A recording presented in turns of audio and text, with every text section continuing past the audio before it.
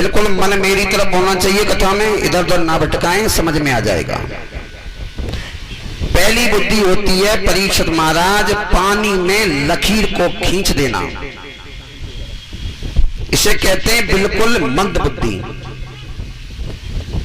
माता बहनाएं, एक परात में पानी ले लो, परात में उसमें ऐसे करके लकीर खींचना,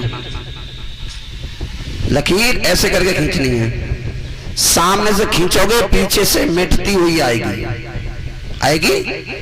इसका मतलब क्या है? जो मैंने आपको शब्द बताए, जैसे ही बताए तुरंत भूल गए।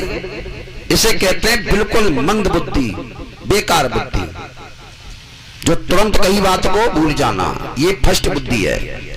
सेकंड बुद्धि परीक्षित जी, दूसरी बुद्धि है रेत में लकीर को खींच देना।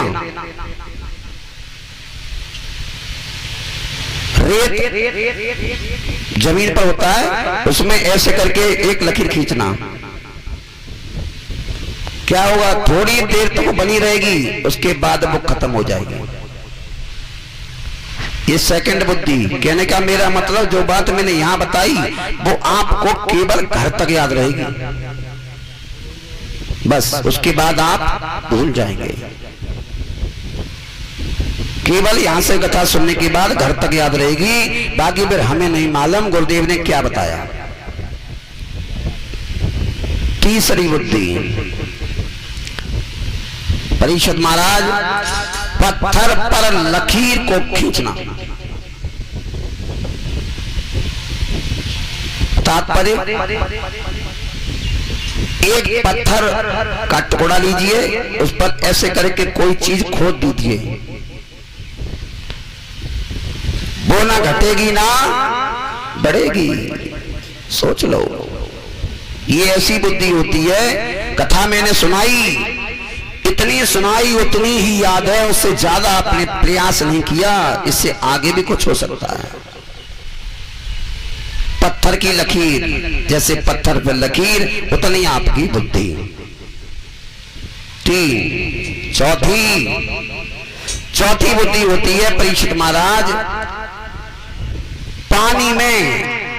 पानी में दिमाग मेरी ओर होना चाहिए केवल इन 3 दिन की कथाओं में। चौथी बुद्धि होती है परीक्षित जी, पानी में तेल की बूंद छोड़ देना। इसे कहते हैं तीव्र बुद्धि, चतुर बुद्धि। कुछ बच्चे बहुत तेज होते हैं, मास्टर ने इतना बताया, उन्होंने इतना कर दिया। एक तालाब की बात कर रहा हूं, कटोरी की बात नहीं कर रहा, परात की बात नहीं कर रहा, तालाब की बात। एक पूरे तालाब में आप तेल की एक बूंद छोड़ देना, केवल तेल की एक बूंद। वो तेल की बूंद पूरे तालाब में फैल जाएगी। प्रैक्टिकल करके भी देखना। हाँ, बस इसे कहते हैं तीव्र बुद्धि। परीक्षित जी महाराज, ये 4 प्रकार की बुद्धि मैंने आपके लिए बताई। समझ रहे हैं मेरा मतलब?